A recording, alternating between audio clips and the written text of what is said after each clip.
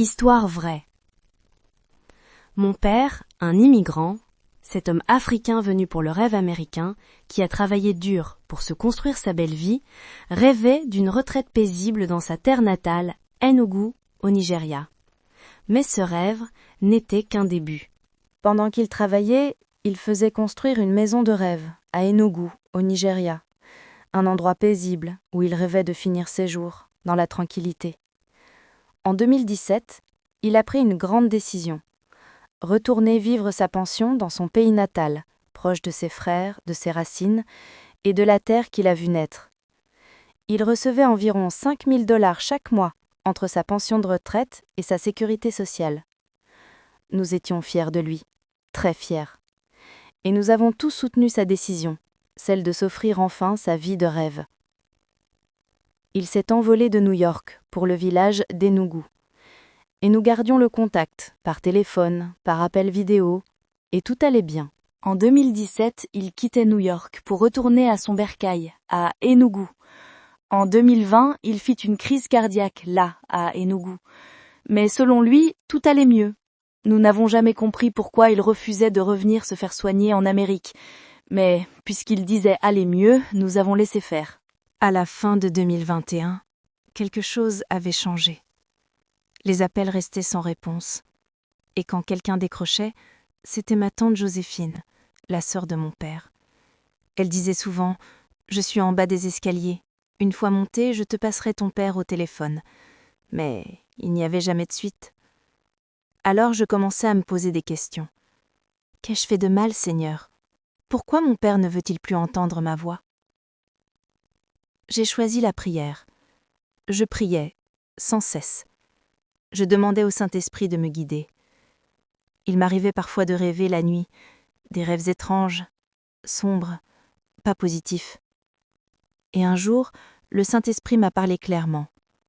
Prépare-toi pour un voyage, à la quête de ton père. Le 12 janvier 2022, je quitte New York pour Lagos, puis Enugu. Arrivé là-bas, je loge dans un petit hôtel. Le lendemain matin, je prie, et je me rends à l'adresse de la maison de mon père. De loin, je vois des barrières métalliques bloquant l'entrée. Je demande aux jeunes du village « Connaissez-vous mon père, Peter ?» Ils répondent « Oui, mais cela fait longtemps qu'on ne le voit plus. Selon sa famille, il serait reparti en Amérique. » Je leur dis « Je suis sa fille aînée. Mon père n'est pas en Amérique. Nous n'avons plus de ses nouvelles. » Les jeunes deviennent curieux, inquiets. Nous frappons à la porte. 10 minutes passent. Aucune réponse. Alors nous faisons appel à la police. Et soudain, la porte s'ouvre. Ma tante Joséphine sort, accompagnée de son frère Homer. Leur colère est brutale. Ils m'insultent, me traitent de prostituée, me disent que je n'ai rien à faire ici. Je comprends qu'il se passe quelque chose. Je leur dis « C'est la maison de mon père, j'ai le droit d'y entrer. » La police me soutient. Homer me tend un téléphone. « Parle à Christopher, il est à Abuja avec ton père. » Je prends l'appel. Christopher me dit « Je suis dehors, ton père est resté à la maison ici à Abuja. Je te rappellerai demain pour te laisser parler avec lui. » Et là, une femme dans la foule crie « Ton père est dedans, dans la maison. » Mon cœur s'arrête. Pourquoi attendre jusqu'à demain alors que nous sommes déjà ici? Je me force d'y entrer. La police insiste. Ils finissent par ouvrir. Nous entrons dans cette grande maison à 3 étages. Salle après salle, le silence est lourd.